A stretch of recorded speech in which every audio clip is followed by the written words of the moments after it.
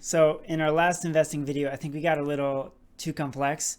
And so I'm going to make a really simple investing video for how to get started while you're in college, because I think this will be a lot more applicable for most of you. So I've broken it down into 3 steps here for investing. Step 1 is you need to determine the amount that you're going to invest, your account. Step 2, where you're going to put the money, and then you're going to automate those payments so you don't have to worry about it too much. So I think this will be an easy way for a lot of you to get started. So when we're thinking about amount, I've talked about compound interest before, and this is just kind of showing you how your money can increase. And so what I've done here is I'm just going to show you guys an example of how you can make a lot of money without investing a lot. So you're in college, so let's assume that you don't have very much money. And so over here you can see account balance. In the beginning you have $0. You haven't started investing, right, in your investment accounts at least. And so let's say each month you're going to put some money in. For most of you, you can probably, if you have a part-time job, find $15 a month, right? If you buy coffee every day, skip 3 days of coffee and there you go. You have your $15 a month. So let's just say you're going to put $15 a month in, which most people can find a way to do each month, right? So if you're putting it in the stock market, or well, the S&P 500 particularly, the average return is about 8% growth. Now, this is slightly different, but it'll work for our purposes. It's just to show you how it builds. So let's assume that you're going to gain 7% there. And compounding interest, you might be getting dividend payments based on what you invest in. So we're just going to say annually. Again, I don't want to worry about that. That's a little too complex for this video. And let's just, so you're about 20 right now. Let's say you invest for 45 years. So calculate compound interest.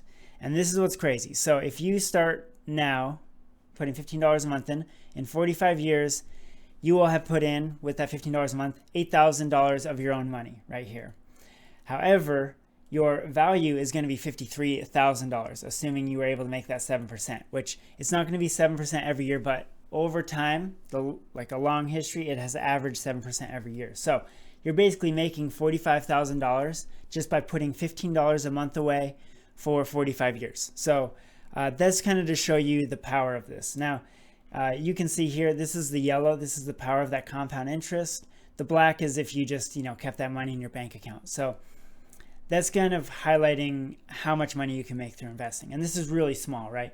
And it's kind of discouraging right away. Let's say you did this for 5 years. So you did $15 for 5 years.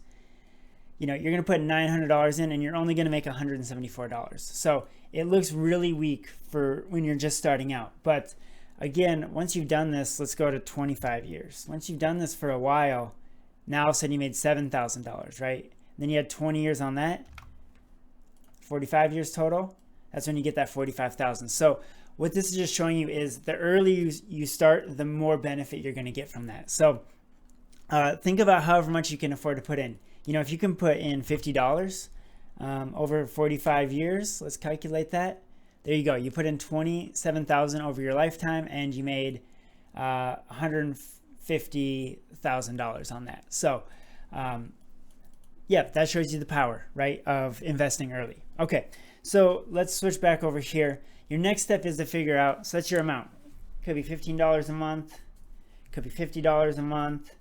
As you get a job, pretty soon you'll be throwing $300 a month in there, and that's fine. But if you just start with 15 or even 10, it's a really good way to start. So now let's move on to the account. You got to find an account or a company that you can put your money into, and then you invest within that company or they can help you invest. So you have a few options. First one is in person. Let's call it that. So you can talk to your parents maybe. They might have an investment firm that they use. If you've heard of like Charles Schwab or Fidelity, there's typically, and there's lower key ones too, just private businesses that you can go there and you can open an investment account. You can, set up a auto payment and then they can manage your money for you. Typically there's going to be a fee with that, but not all the time, right? You can just send your money over and it can just go into the S&P. If you don't want to worry about all that stuff, you can pay somebody to decide what your money goes into. So in person, that's a really good option for you there. Sometimes if you're having really low amounts, it might be too expensive to go to an in-person, but you can at least check it out and you can go and talk to somebody for free and then they can help you out from there, right? Your next option is online. So you have a lot of online options. What I use is Fidelity. So you can just open up a Fidelity account and then you can set it to auto pay every month at $15 or whatever. And then you can choose what you want to invest it in. So you can open up like a mutual fund. Mutual fund is just a bunch of different things that they invest in for you. You can open up or you can just buy an ETF, which is just a bunch of different stocks. You're buying a bunch at once, right? Just tiny pieces of them. So you're investing kind of like in a company that invests in companies, which I really like ETFs. I'm a fan of those. Or an index fund, like the S&P 500 is just 500 of the largest companies. So you can do that online through Fidelity. In my opinion, so when you get your company that you're going to invest in, like Fidelity or Ameritrade or whatever it is, then you have a bunch of different types of accounts you can open up. In my opinion, if you're doing this for retirement, which is what you should be doing it for the most part, a Roth IRA is what you need. If you want more information on that, check out my other investing video. So a Roth IRA is pretty good. You should be keeping your money in your Roth until you retire though. So some people don't want to do that, right? That's a little bit too much commitment for them right away. So there are two options that are apps that I think are good for people just to get their feet wet. I don't think you should be investing hundreds of thousands of dollars in these apps. But Robinhood, which I've talked about, you can just buy stocks on there. Again, it's not a Roth IRA, so you don't get a whole lot of tax protection.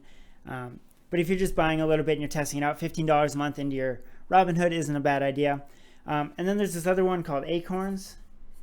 If anybody's heard of it, I personally do not use Acorns, but I have some friends who use Acorns and they really like it.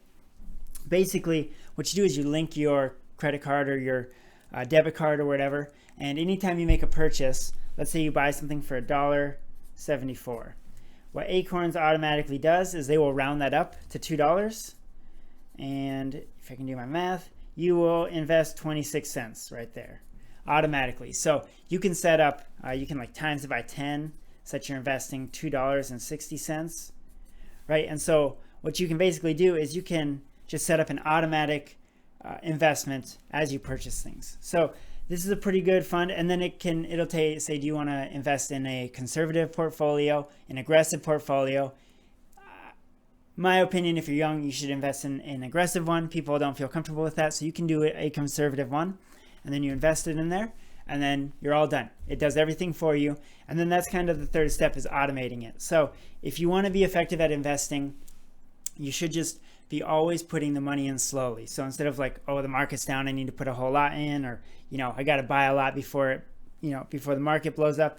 Nope, just put in your $15 a month or $50 a month. At this point I'm putting in $300 to $500 a month, but I'm in a little bit different situation than most of you at this point. So, but you'll get there, right? And then so you just automate that, and so your bank just automatically sends it over. You can decide if you want to decide what you buy every time, or you can set it up to just automatically invest for you. So that would be my suggestion. Go to a place if this is overwhelming for you. Check out some of these little apps here, and they can do that for you, or sign up for an online investment account. So that should do it. I hope this is a little simplified for you guys, and I will see you in the next video.